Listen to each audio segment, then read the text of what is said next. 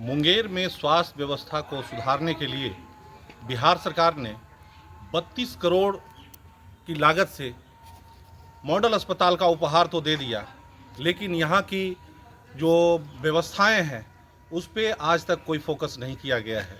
चाहे वह डॉक्टर की बात हो, दवा की बात हो या ऑपरेशन की बात हो, यहाँ तक कि यहाँ के आईसीयू में आज तक एक भी मरीज को वेंटिलेटर पे नहीं रखा गया है।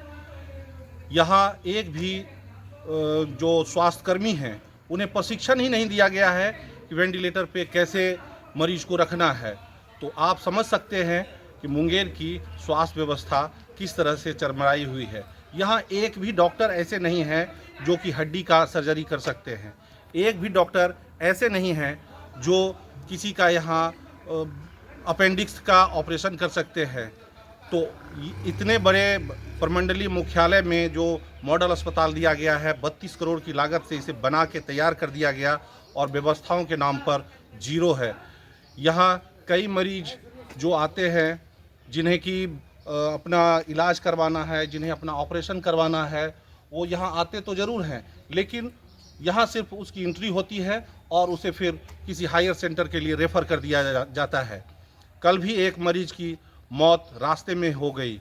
तो आप इससे अंदाज़ा लगा सकते हैं कि मुंगेर में स्वास्थ्य व्यवस्था को सुधारने के लिए अभी बहुत कुछ करना होगा। मुंगेर से त्रिपुरारी कुमार मिश्रा की रिपोर्ट।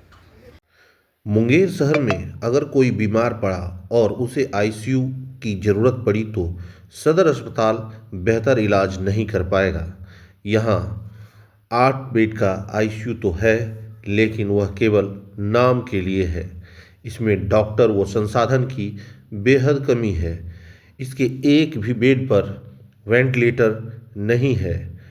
कोरोना काल में यहाँ 2 वेंटिलेटर लगाए गए थे, लेकिन उसका भी उपयोग नहीं हुआ, जिसके बाद वह खराब हो गया और उसे यहाँ से हटा दिया गया। अब यहाँ का आईसीयू वेंटिलेटर विहीन रह गया है। यहाँ बिना वेंटिलेटर का ही अब इलाज चल रहा है। नियम के अनुसार आईसीयू में 24 घंटे डॉक्टर और नर्स को रहना चाहिए, लेकिन यहाँ ज़रूरत पड़ने पर इमरजेंसी वार्ड के डॉक्टर आकर मरीज का इलाज करते हैं। मानक के अनुसार आईसीयू में प्रत्येक बेड के समीप एक वेंटिलेटर तथा एक मॉनिटर रहना चाहिए, लेकिन यहाँ तो मॉनिटर भी पर्याप्त मात्रा में नहीं लगाया गया है। आपको यदि मैं आईसीयू के एक एक बेड की स्थिति दिखाऊं तो आप देख सकते हैं, एक ही मॉनिटर से 2-2 बेड को कवर किया गया है। यहाँ मैं बारी बारी से आपको अलग अलग बेड का दिखाता हूँ। इस बेड पर आईसीयू मॉनिटर है और इस पर नहीं है। फिर अगले बेड पर जब चलते हैं तो यहाँ एक ही मॉनिटर से दोनों तरफ के मरीज को देखा जाता है। इस तरह की स्थिति में जब मरीज की स्थिति गंभीर होती है और उन्हें जब वेंटिलेटर की ज़रूरत होती है तो उसे हायर सेंटर रेफ़र कर दिया जाता है, जिसके कारण रास्ते में ही मरीज की मौत हो जाती है। कहने को तो सरकार ने 32 करोड़ से भी अधिक खर्च कर मॉडल हॉस्पिटल तैयार कर दिया है, लेकिन संसाधन और मैन पावर के अभाव में आज भी यहाँ मरीज अपना दम तोड़ने के लिए ही पहुँचते हैं।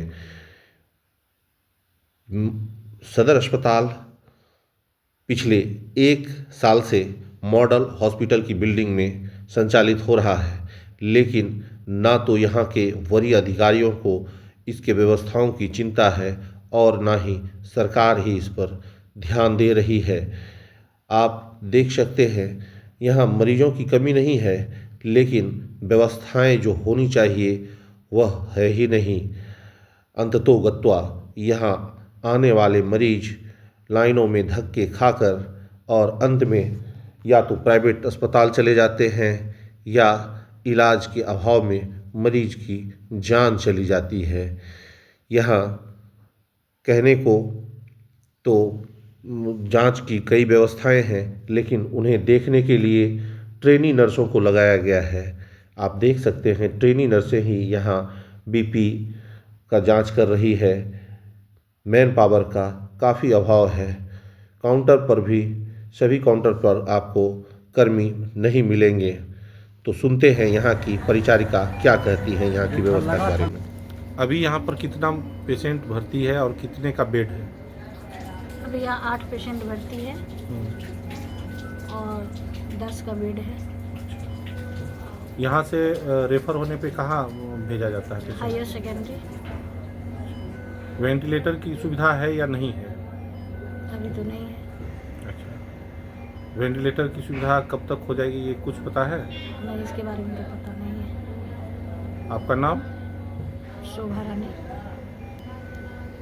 न्यूज अंग दस्तक मांग करती है कि बिहार सरकार, स्वास्थ्य विभाग यहाँ पर जल्द से जल्द आईसीयू की मुकम्मल व्यवस्था करे और सभी बेडों पर वेंटिलेटर की सुविधा उपलब्ध कराए ताकि इलाज के अभाव में मरीजों की मौत ना हो।